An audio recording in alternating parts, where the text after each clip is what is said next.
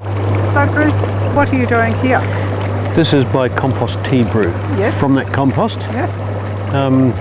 This is a 200 litre drum, and I've got in here compost, 1 litre of compost, 800 mils of fish hydrolysate, Yep.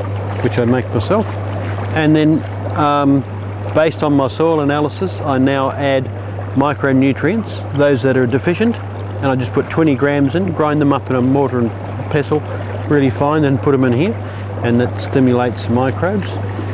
And so give me an example of the micronutrients you're adding in now. I'm adding sulfur, Yep. zinc, phosphorus, nitrogen, what else? Boron, copper,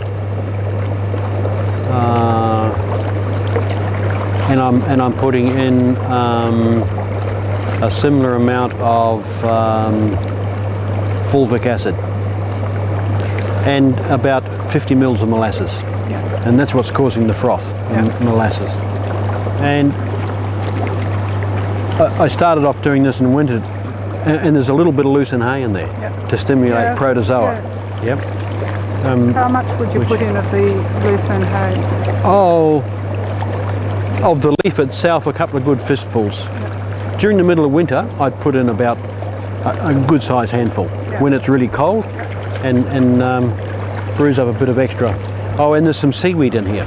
Yes. I get seaweed down the beach and dry it, and then when I'm brewing, I just put a small amount in, and that just slowly, you might be able to find a piece in here. If you haven't got a vigorous airflow, you don't get enough dissolved oxygen to get the right aerobic microbes. So the air pump's designed for a 200 litre drum. I got it through the soil food web, and it's a 100 watt air pump. Yep.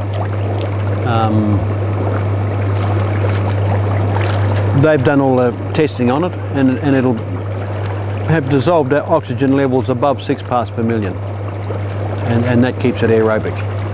So, and I just come out with a pipette, and I just take a sample, and then I'll go and make a slide and have a look at it under the microscope, and when it's ready, then I'll spray it out.